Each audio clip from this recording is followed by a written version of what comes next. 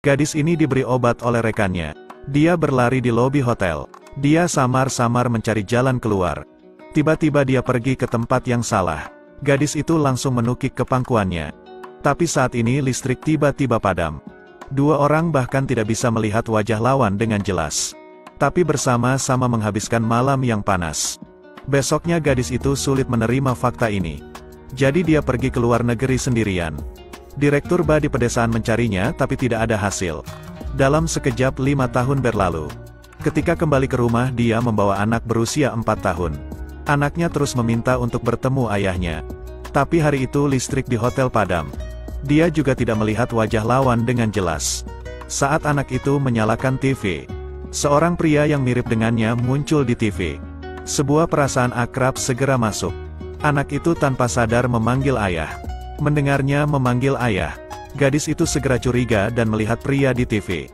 Tak heran dia juga merasa akrab. Cerita ini membuatnya mengingat hari itu. Siapakah pria itu? Ibu. Bukankah itu yang ibu katakan? Apa yang harus dilakukan? Kata-kata anaknya membuatnya mengingat sesuatu. Hari ini dia harus pergi ke perusahaan baru untuk bekerja. Tak disangka baru tiba dia bertemu putri ibu tirinya. Apakah kau tidak memiliki mata? Hina. Kenapa kamu ada di sini? Tidak. Dia pasti meninggal di tempat tidur. Apakah itu masa lalu? Tahun itu tentu saja kau dan ibumu menindasku. Mengapa kamu masih di sini? Apa pekerjaanmu? Apakah kamu punya tempat tinggal? Apakah kamu ingin kembali ke perkebunan? Aku sangat membencimu sampai ke tulang sumsum. Melihat sudah waktunya untuk mulai bekerja. Hina berbalik dan pergi. Tak disangka saudari mencoba menghalangi. Segelas anggur tumpah ke tubuh Nona. Setelah itu Nona marah dan mengutuknya. Saudari sangat senang melihatnya. Apakah kedua matamu tidak dipakai? Aku minta maaf. Ada yang menjegal saya.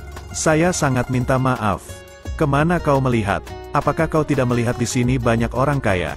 Ada hal yang tidak bisa diperbaiki. Kau tahu berapa banyak uang untuk rambut ini? Pakaianku ini sangat mahal. Aku memberitahumu. Bahkan jika menjual diri kau tidak akan bisa membayarnya. Berdandan seperti itu, apakah kau datang untuk merayu laki-laki? Menghadapi penghinaan seperti itu, Hina masih berusaha sabar. Karena dia masih harus mencari uang untuk membesarkan anaknya. Dia harus mempertahankan pekerjaan ini. Tak disangka Nona mendorongnya ke bawah. Saat ini seseorang membantu Hina. Tapi ini jelas bukan pertemuan pertama kali. Direktur bar merasa pernah bertemu dengannya di suatu tempat. Hina melihatnya sebagai pria di TV. Pria itu benar-benar mirip anaknya. Tapi dia tidak yakin apakah itu ayah dari anaknya.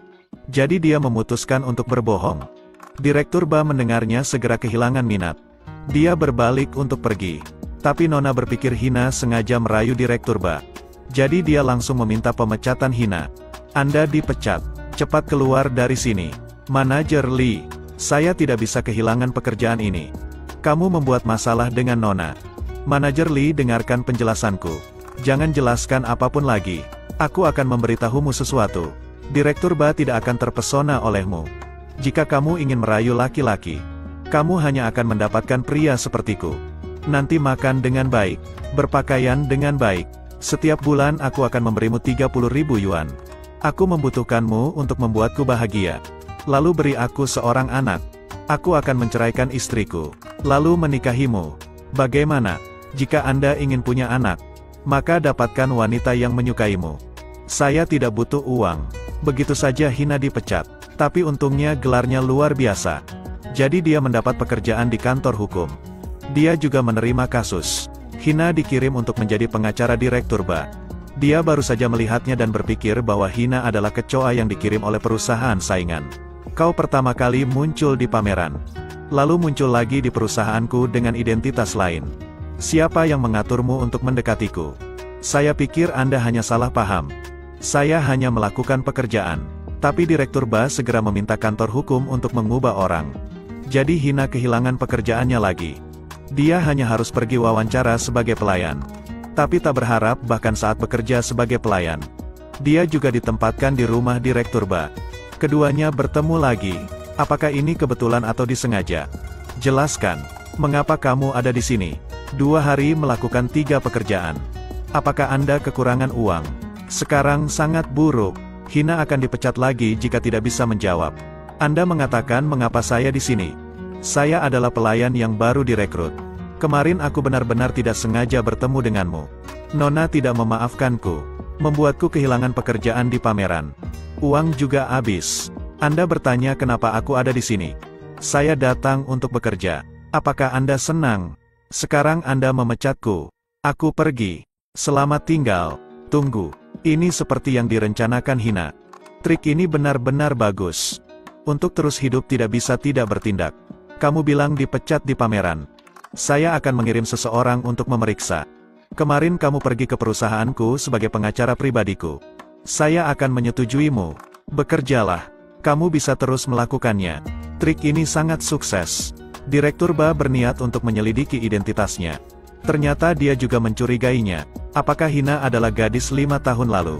Ketika dia memeriksa dokumentasi tentang Hina, dia menemukan bahwa Hina memiliki anak berusia 4 tahun. Bahkan anak itu sangat mirip dengannya. Direktur, saya sudah memeriksanya. Nona membuat Hina kesulitan. Itu sebabnya Hina kehilangan pekerjaan. Saya juga menyelidikinya. Dia tidak bermasalah. Dia hanya seorang gadis kecil. Kondisi keluarganya sangat miskin. Tapi pekerjaannya begitu terampil. Tidak seperti orang baru. Seperti orang yang sudah dilatih lama. Saya juga sudah mengamatinya. Tangannya lebih kasar dari tangan gadis normal.